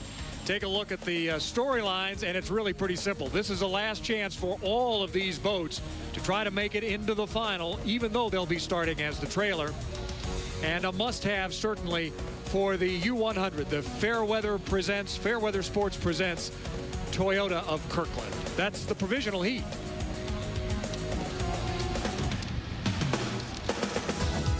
Let's take a look at your lineups right now for the provisional heat. The Oh Boy Alberto, Toyota of Kirkland, presented by Fairweather Sports. Silver Dollar Casino, Miss Rock, and the Skyway Park Bowl and Casino. We are not racing for a trailer position. We are racing for a front line number 6 starting position. We will only run 6. So this is very important. Oh, you're right. More important. Very important stuff. And it doesn't clearing that up, Mike. And it doesn't look like either of the Leland boats are going to make it out here for the provisional. Well, that changes everything, and I apologize for that. But Steve David now could change his day completely by winning this and then going out and winning the race. Here we go, Mike. And as they come across the arc, it's Steve David on the outside. On the inside, Dr. Ken Muscatel.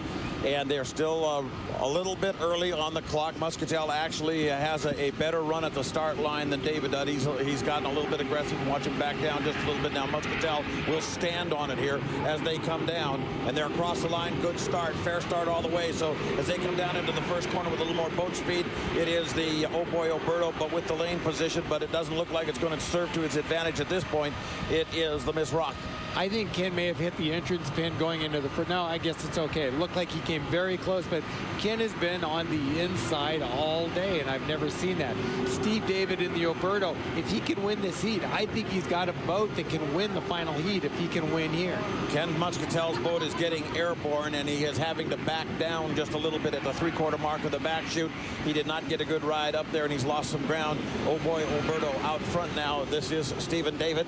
He's from down in the Pompano Beach, Florida area, and he is a veteran, former president of the American Powerboat Association. He's been around, this fella, and he knows racing from all types of craft, and he's got himself a handful right now, but Ken Muscatel is not going to let him go. No, but don't think that this whole day could turn around very quickly now for Alberto. The fact that he can start on the front line, I believe this is one of the best boats out here. We've had some driving problems, or Steve's had some driving problems today, but I believe they're capable of winning the final. So he gets this under his belt. Watch out. And it appears now that he is establishing a commanding lead. We do not have any of the other boats, as we mentioned, unfortunately, for Mr. Hop. His boat never even got off the trailer. Ken Muscatel is in second place, trying somehow or other, hoping gremlins will appear in the engine of the Oh Boy Alberto, but it doesn't appear that's going to be the case right at the moment. The Alberto running on that beef jerky is plenty healthy, coming down to end lap number 2. This is a great thing that they are going to get to start on the front line. It's great for the fans because having a boat like Alberto 5 seconds behind at the start in the final is not a good thing. We want good boats like that right up there on the start. And the other thing is the Alberto family, their local family. Art Alberto has done so much for this event for years and years. We need them up there. Down the back chute now, Oh Boy Alberto, and it is Stephen David in command of this race, and it appears quite clear that Dr. Ken Muscatel will not be able to catch him. Now it's a question of listening to all the little haunting noises, Pat O'Day, that you hear in that race boat, thinking, gosh, did I hear that before? Was that a good sound or a bad one? And, you know, and I think of Fred Leland in the pits, and of course Steve David wants to make that final, and the Alberto family wants their boat in the final heat of the day. Fred Leland, with all of his crew and his sponsors and everything, I'm so sorry he wasn't able to come out here and give it a try in the provisional. Well, there's your third of 4 times around the course. Steve David's nearly home and nearly in the final. One more lap to go for Stephen David, and the Oh Boy Alberto will be a frontline starter in the final heat. Ken Muscatel across the line in second place, continuing to give chase, but losing some ground each time around. The Oh Boy Alberto now about 4 rooster tails ahead, and Muscatel's inability to catch him must be very frustrating for Ken. Ken Muscatel is not going to be in the final final heat of the day, but I got to tell you, Ken Muscatella's had his finest day of driving out here on the course. His equipment stayed underneath him, kept working, and he has added a great deal to the show here today. And he's talked about if I just had a slightly better boat ride, I'd have everything that, well, he's getting it very close to dialed in. Berto's got a quarter of a lap to go, and he's in the final. And, you know, one thing now, the problem or the Oberto team is going to face is the other boats now are pretty much getting buttoned up. They've made all the changes they want to make for the final. Because he had to run this provisional, and there is your winner, the Roberto, but they have no time to do anything. So they have to hope that the engine came through good, that the wing, the fairing, the propeller, because really all they can do is put fuel in it, turn it around, and go and race. And you can see that Steve's going right back to the pits to give his crew as much time as humanly possible. Steve David needed a win. He's got it. He'll be in the final. We'll be back right after this.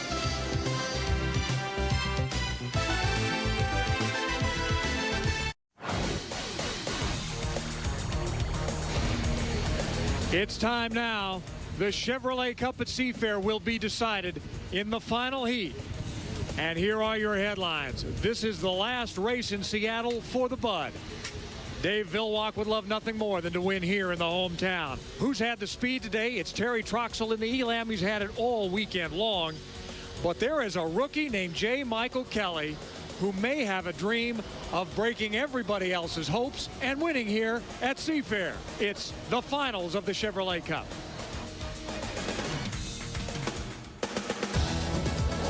Well, here they are, the best boats on the water today in 2004. Miss Budweiser, Miss Elam Plus, the Lumar window film, the Miss Beacon Plumbing, Seattle Boats, Graham Trucking, and the Oh Boy Oberto. They are your boats. They'll be racing today in the final for the Chevrolet Cup. We've got a little extra time now, so we can really talk about this final, talk about the boats, the drivers, the conditions on the water to get you set for the finale of what has been a terrific day of racing here on Lake Washington. One of the major questions that we wanted to have answered was, will the rookies be allowed to fight for lanes? And the answer is yes. They can choose the lane they want to run in. All right, well, they will all be scoring up, and they'll have to deal with this guy who likes to find the lane and has the speed to get just about any he wants. The U1 Miss Budweiser, Dave Villwock, in perhaps his last race under the Budweiser banner, Chip. Don't be fooled by Dave shrugging his shoulders saying, oh gosh, I just don't know if we have enough power and I just want to have fun. He wants to win this, and he's got a boat that he can win it with. He's got to be on the inside though, or he's got to be in lane 1 or 2. He can't let any of the fast rookies get underneath of him. Bill Rocky, I'm going to give a little secret here. You know Dave Villwock as well personally as anybody does. He really wants this race, doesn't he? That's right, Steve. And when he walked out here, he had his game face on. He gave us all a thumbs up. There's no question how bad these guys want this. Crew Chief Mark Smith walks by us and goes, this is it, the last one. That kind of sums it up. And so the Budweiser begins to pull away while the U16 Miss Elam Plus, Terry Troxel, has had a pretty darn good Seafair day, a 1, 2, and a 3, Mike. He has a faster boat. There's no question about it, but he hasn't shown us all of the skill that he is capable of today. He's made some mistakes. He cannot make a mistake now.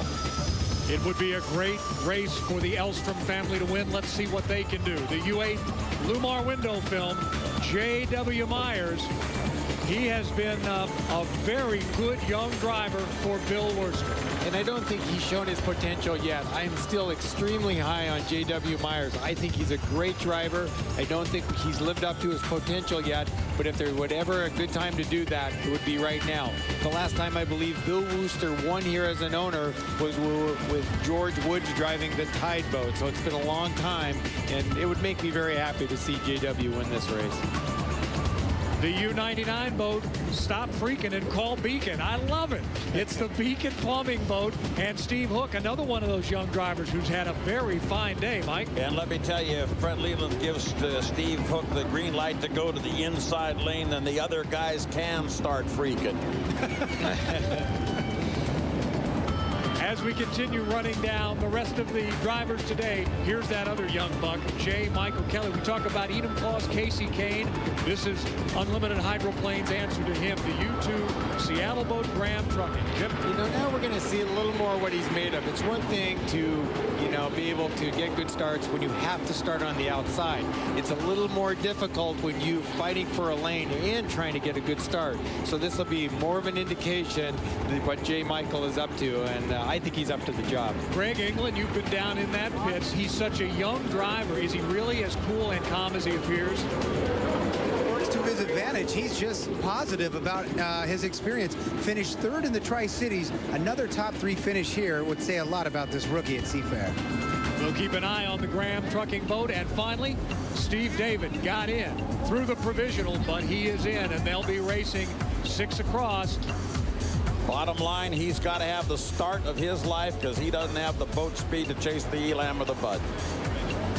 You know, and it's all going to get down to that, isn't it, Mike? And we're going to watch this 5-minute period very closely for you people, because what's got to happen here is you know who you've got to have to your outside. You don't necessarily have to be on the very inside lane, but you know you have to have the guys that have boats that's faster than you to the outside. So right now they're all watching each other. They're all watching the boat they know they have to be inside of. And while we watch the boats circling, finding their position, let's check in with our Richard Thompson, who's out near the log boom now, and get an idea of the conditions back there. Richard? Hey, this is Richard. I'm on IFB 32. Do you guys hear me? Go ahead, Richard. We've got you. Go for it. That's right. I want to go ahead and show you the water out here at the log boom. Take a look at this. We have been on the boat all day with former Unlimited driver Ken Dryden. He says the chop is just about right as far as he's concerned. The wind, however, he wished it was a little bit less windy out here. But he says for Seattle, it's just about perfect. Can't wait to see the last heat. Back to you. All right. And Pat O'Day, for a quick 15 seconds, could be the last run-up for the Budweiser team. The most successful marriage between a boat owner and or any kind of a motor speed owner and a sponsor is about to come to an end. Bernie Little always called his boat the Miss Budweiser. Never the Bud, never my boat. He respectfully called it Miss Budweiser, and we're about to watch her final cruise here on the lake. All right, Pat O'Day, and now for the call to the race, the championship, all the marbles for the Chevrolet Cup at Seafair. Here's Mike Fitzsimmons and Chip Hanau. Dave Villwock and the Miss Budweiser has been just cagey for this last minute and a half. They were going slower than the Vashon Ferry up in that. They are up in that way corner. early, and Mike. They way are early. so early that they could arrive in time for Christmas last year. Here they come around the corner, and they're off plane, really. They are almost illegal. I agree. But they are they are establishing lane. They wanted the inside lane so badly, they got up there almost a minute early. So somebody on the outside now can wind up and get a good start, maybe beat these guys. And guess who's out there? That's the young rookie, Steve Hook, who's had great starts today. But everybody is so early that they're thinking they're going to get tomorrow morning's paper today. And it's just not going to work out for them. They're going to throttle up sloppily to the line. They're 5, 4, 3, 2, 1. And I don't know. I think Elam jumped the gun. Boy, I tell you, that was a very, very bad start.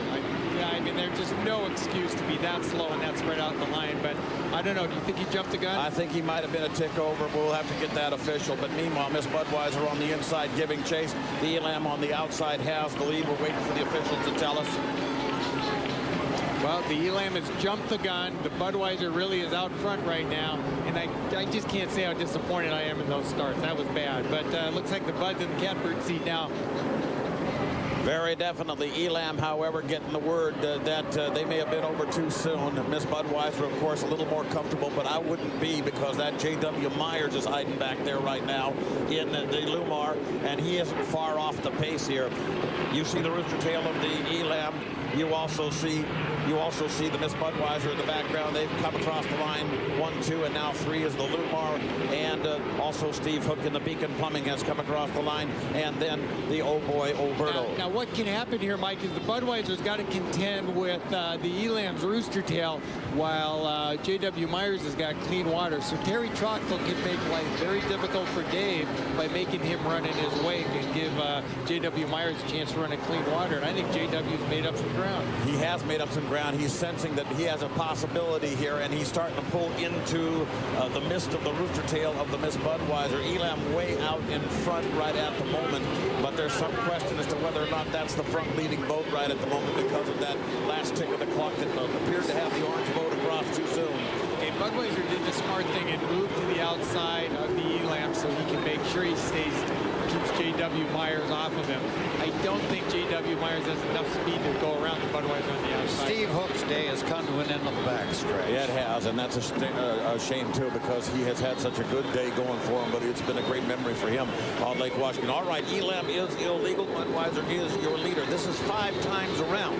And since it's 5 times around, that could be a problem because you got to run just a little bit harder and a little bit longer to stay out front. But the Budweiser is stretching out its lead now over the Lumar, and it appears that, as Chip suggested, the Lumar may not have the kind of power it's going to take to beat this Bud. You know, it's really kind of disappointing because I think there was a number of boats here that could have won this race, and none of the drivers really. I don't think there was one driver out there that got a good start. They just all kind of stumbled across the line. They really did. They kind of fell in like a drunken Irishman after a long night at the pub. That was really not a very good start at all. Probably one of the sloppiest, ugliest starts I've ever seen out here. This may not be the way Dave Villwock wanted to win it, but as you would always say, Chip, that's boat racing. It is. I think he just really wants to be in the Budweiser cockpit the last time they went in Seattle. I know J.W. Myers is going to be kicking himself going, gosh, you know, if I would have driven my own race and made a great start on my own and ignored everybody else, I could have won this. I think Steve David could have won this. And look at Terry Troxel, how well he's running if he would have made a good start, a legal start. Yeah, absolutely. There are a lot of folks kicking themselves because they all kind of fell into the let's get there early and see if we can throttle up and get to the first turn. That's a lousy way to start. And I think that some of the rookies were the smarter starters here all the way around all day today. And it's a bad game to play with the Budweiser because what the Budweiser does so well is accelerate. So if Dave can get everybody up there early with him, he knows that his great acceleration will see him through. You don't want to play that game with the Budweiser. If he's going to get up there slow and early, you got to wind up and have some speed at the line. And I think in 3/4 of a lap, the Budweiser's career on Lake Washington will be over and end with a victory. And oddly enough, the Elam did have the boat speed, and had he been a second or so slower to the line, so to speak, even though he was slow on the throttle-up process, he would have run away with this one. And really what happened is that started so early. I believe they went into the first turn with over a minute to go, and they should have seen, you know, they were so focused on each other, they weren't thinking about what they need to do to make a good start. All right, Elam's going to have to go one more, and the checkered flag will come out for the Miss Budweiser. There it is, the Budweiser, 41 years, a champion again on Lake Washington.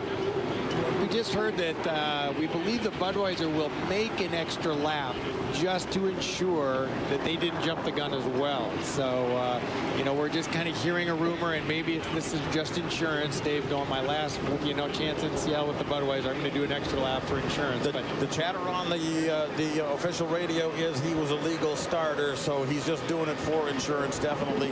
And that will, of course, not be necessary, but it'll make him a lot more comfortable. You know, J.W. Myers has just not had the year he really hoped for. He really thought this was going to be a year that he was going to really get to show his stuff, and it just hasn't worked out that way. All right, here's an interesting battle to start-finish line. This is the rookie and the Elam to see who gets scored first. And fortunately for the Elam driver, Terry Troxel, he managed to go a little faster than J. Michael Kelly there and actually picked up a place. He won't finish dead last. You know what might have happened for Dave is he didn't, I don't know, did you see a checkered flag there, Mike? I did. Okay, so. He did. Okay, so he's in good shape. Bernie's got to be happy. You know, I know that he probably would have wished that the Budweiser would have continued here forever, but you know that Bernie wants the Budweiser to win the last time they're going to be in Seattle. The boat people along the shore have seen a great day of racing. There's the final, the 6 propellers turning at 12,000 RPM, throwing hundreds of gallons of water into the air as Seafair comes to another conclusion, and the Budweiser closes out its career winning another big one. Yeah, maybe one of the biggest of their life, Pat, because this is the last one, and you can't ever downplay the last thing you do, you know. Isn't that true? And by my count, 6 of the last 7 Seafarers won by the Beer Wagon. That's the story of this racing team. That's the story of its 41 years. Bernie lost 3 years in a row from 63 to 66. He said, I've had enough of that. It'll never happen to me again, and it never did. And there's a name that I think needs to be mentioned here, and that's the name of Ron Brown, because I think there was 2 basic segments to the Budweiser career. There was the pre-Ron Brown, where they were a good team but not a dominant team. When they hired Ron Brown, he came in and built the team that you see here today. He built the shop, he built the dynamometer where they test the engines, he built the trucks, and I think Ron Brown deserves a great deal of credit for the success that the Budweisers had the last 12, 15 years. Well, Dave Villwock coming down rather to the start-finish line here, slow off plane, getting one last look at that checkered flag hanging from the official tower. And Mike, let's find out what the Budweiser team thinks. Joe Little is in the pits, and he's with our Bill Rocky. Thanks, Steve. Joe, what a great way to finish your Seattle career here. You come out with a win. I tell you what, it's a great day here in Seattle. The weather is perfect. Racing's good. Dave Villwock did a great job. Unfortunately, Terry and the Elam jumped the gun. You know, and that's tough. That's fighting for lanes. That's what you got to do. Get out there and fight for it. Mistakes are made, but the big red boat comes in victorious again. I don't know how we keep doing it. The Bud Racing team, they're just great people. You've come here so many times. What's this mean to win the last one? It means a lot. All the other race sites are great, but you know, you're in your hometown here in Seattle, and really wanted to win this one. All right, thanks, Joe. Joe's going to go over and say hi to Dave here as Dave's just coming in.